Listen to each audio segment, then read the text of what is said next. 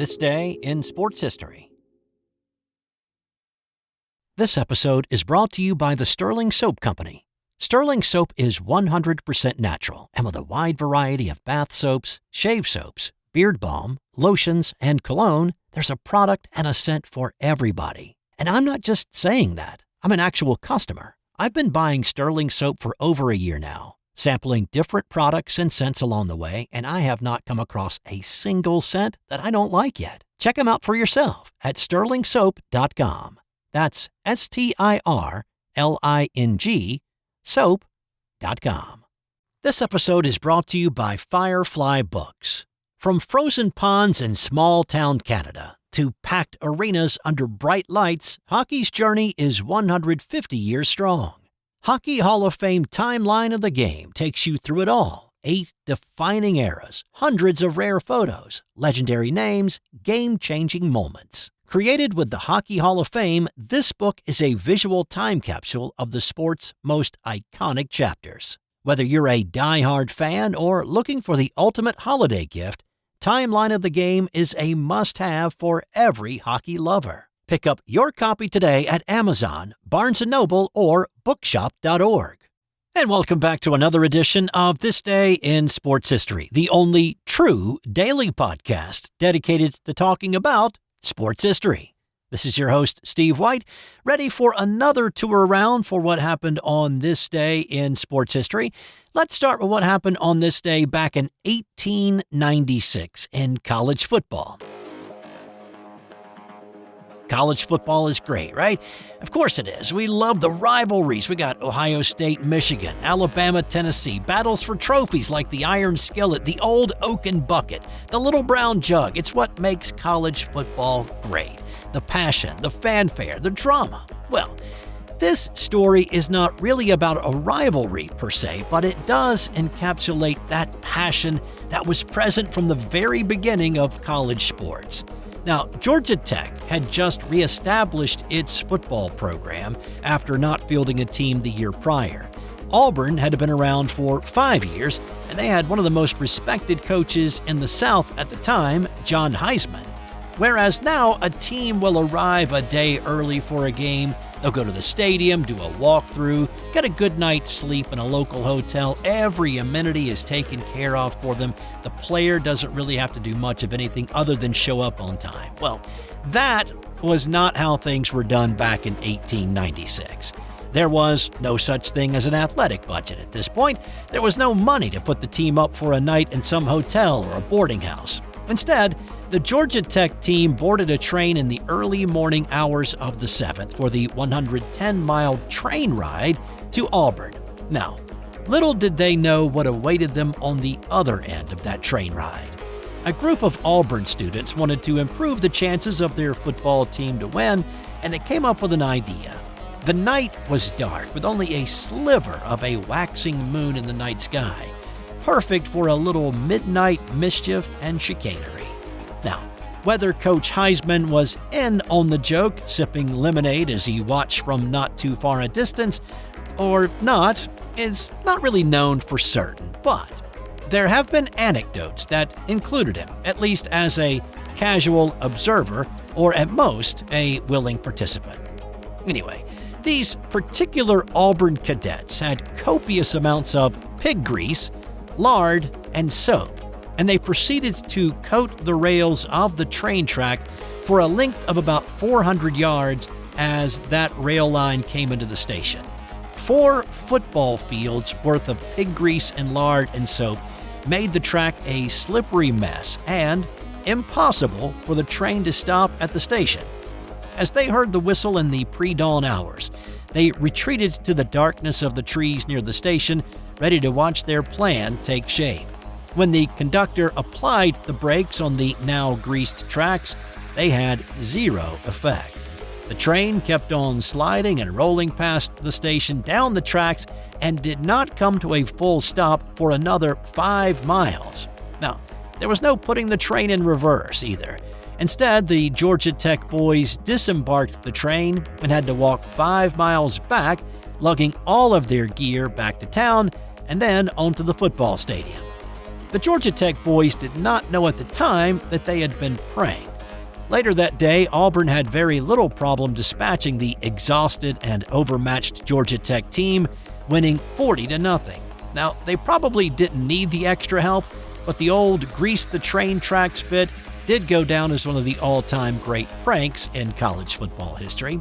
But when the Georgia Tech boys finally learned of the greased tracks, they were not happy, as you can probably imagine, and the team refused to play Auburn the following year. It was only after Auburn officials assured Tech that any such shenanigans by their students would be met with expulsion that Georgia Tech agreed to play them again. Let's stay with college football for this next story, and we only need to turn the needle back to 2015 for a dramatic and a bit controversial end to the Nebraska-Michigan State game on this day. The Spartans came into the game undefeated at 8-0 and ranked number 7 in the country. They'd been ranked as high as number 2, but narrow wins against Purdue and Rutgers made voters a little skittish about voting for them. The Cornhuskers were struggling under first-year head coach Mike Riley, coming into the game with a 3-6 record. They'd been stung a lot in the fourth quarter, losing on a last-second Hail Mary to BYU to start the year, and then they'd coughed up fourth-quarter leads to Illinois and Wisconsin. The final 15 minutes had not been very good to the Huskers, but the game was in Lincoln in front of the hometown crowd, so they had that going for them.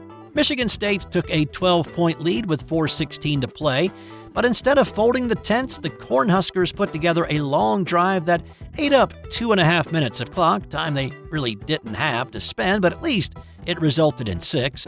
Quarterback Tommy Armstrong scored on a QB keeper to make it a 5-point game with 1:47 to play. The Spartans recovered the ensuing onside kick, and one first down would have sealed it for Michigan State. Instead, Sparty ran it, Nebraska stopped them, used their timeouts, got the ball back with 55 seconds left at their own 9-yard line. A lot of ground to cover with no timeouts and needing 6 more points. Armstrong connected with Jordan Westerkamp, though, for 2 long strikes to get across midfield. 2 plays later, we've got controversy right here in Lincoln City. That starts with C, which rhymes with T, and that stands for trouble. 23 seconds left. Armstrong, and the receiver was out of bounds. He caught it. It's a touchdown, but he stepped out. Was he pushed out? That'll be the question. The defensive back is looking back. He's not pushing him out of bounds. He clearly just runs out of bounds. The receiver was forced out of bounds, came back in, reestablished himself as a player, caught the pass for a touchdown. So they ruled that he was forced out of bounds, and it's a touchdown for Nebraska. After video review, the officials held up the call on the field, even though it looked like Brandon Riley stepped out on his own and therefore was ineligible. But it counted, and Nebraska handed Michigan State its first loss of the year, 39-38. The loss dropped the Spartans from number 7 to number 13 in the polls. They'd fight their way back up to number 3 after beating Ohio State and Iowa in the closing weeks of the season and climbing into the college football playoff. So the loss to the Huskers on this day did not cost them a shot at the national title, and they probably would have still played Alabama in the semifinal game and probably still gotten their ass kicked. On this day in 1925, the mighty Michigan Wolverines were stifled by Northwestern, the weather, and a man named Tiny. Michigan was quite the powerhouse back in 1925. They had one of the best quarterback-receiver combinations in college football history with Benny Friedman and Benny Oosterbaan. Both of those guys would be consensus All-Americans at the end of the season. Michigan had won their 5 games so far that year and outscored their opponents 180-0. The Wildcats were 3-2 and had been able to hold only one opponent scoreless, but fortune shone upon Northwestern on this day. The weather in Chicago was flat miserable. Well, it had been miserable for 5 days as rain drenched the Midwest and turned Soldier Field into a swampy mess. It rained heavily throughout the game, and the mud in some places was 6 inches deep. So it was important to get some points on the board early before field conditions deteriorated further. Northwestern forced a fumble in the first quarter. After a few plays, the Wildcat drive stalled in the red zone. Coach Glenn Thistlethwaite sent Tiny Lewis out to kick the field goal, and his aim was true from 18 yards out. Field position played a huge part the rest of the game, not only because that's how the game was played back then, with lots of punting early in a possession, but also due to the boggy field. With the score still 3-0 late in the fourth quarter, Northwestern had their backs against the goal line, so they intentionally took a safety to give themselves some breathing room to kick it away. The strategy worked, and Northwestern won 3-2. The 3 points Michigan allowed in this game were the only points they gave up the entire year. They went on to win the Big Ten championship, but at the end of the year, because of their loss on this day, were second in the country behind Alabama. Wolverine head coach Ned Yost called his 1925 team the best he ever coached. This episode is brought to you by McFarland Books. They weren't on Wheaties boxes. They didn't have the headlines, but they were there, breaking barriers one pitch at a time. The Integration of Minor League Baseball, A History and Player Register 1946 to 1959 by Rick Swain and Gary C. Fink shines a light on the overlooked heroes who paved the way for future legends.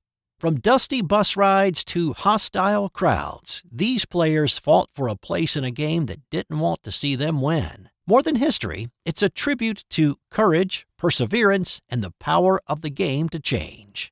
Honor their legacy today and grab a copy of The Integration of Minor League Baseball at your favorite bookseller.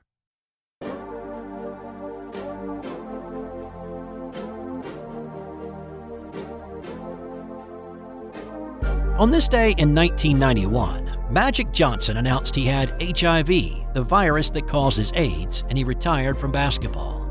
Even though the AIDS epidemic had been rampaging in the U.S. for a decade, there was still a lot of misinformation and stigmatization about the disease. It was seen as a disease that only affected homosexual men and intravenous drug users, leading to more ostracization for an already marginalized portion of the population. Magic found out about his positive test for HIV just before the '91 season started. The Lakers had already played 3 games by this point, and Magic's absence in those games led to a lot of questions about where he was. When he made his announcement on this day of his positive result and his immediate retirement, it sent shockwaves not only through the NBA, but the world. Magic became an immediate activist for raising awareness for HIV/AIDS. He encouraged people to go get tested, and indeed, in the immediate aftermath, there was an upsurge in people getting tested. Magic focused a light on the epidemic that had been largely ignored by the media and the government in the 80s because, again, it was only a so-called gay disease. And of course, Magic showed you can live with HIV and control it. Johnson started the Magic Johnson Foundation in November of '91 in an effort to bring more awareness of the disease and fundraise for research. Papers published many years later called Johnson's announcement a public health catalyst, leading to rapidly correcting the public's understanding of who was at risk of infection and prolonging patients' lifespans as a result of earlier access to medical care. It was also associated with increased concern about HIV, leading to attitude and behavior changes that would lead to reduced risk.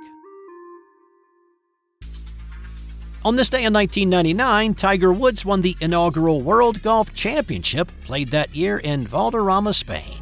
He kind of limped to the finish, not physically, that was years later, I'm talking figuratively here.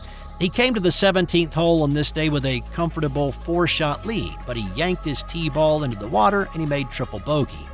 That let Miguel Angel Jimenez back into it and enforced a playoff.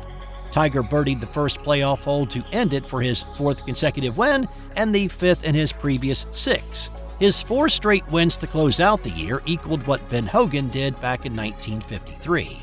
This was also his 8th win of the year, and there was a guy who thought he may break Byron Nelson's record of 18 PGA wins in a season at some point in his career. The guy who thought that was Nelson himself. After the WGC, Nelson sent a handwritten note to Tiger, saying, "Tiger, I love watching you play on the television. It's a lot of fun to watch you. If you do break my record, I'll be the first one to congratulate you. I had the record for 55 years. If you go ahead and break it, Merry Christmas." And time now for today's That's Got Nothing to Do with Sports fun fact. While filming the movie The African Queen on location, everyone in the crew, except for director John Huston and Humphrey Bogart, got dysentery.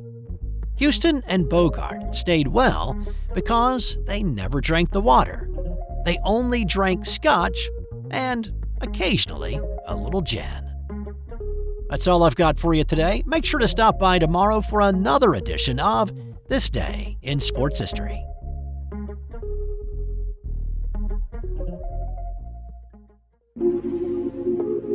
This has been an original Thrive Suite production.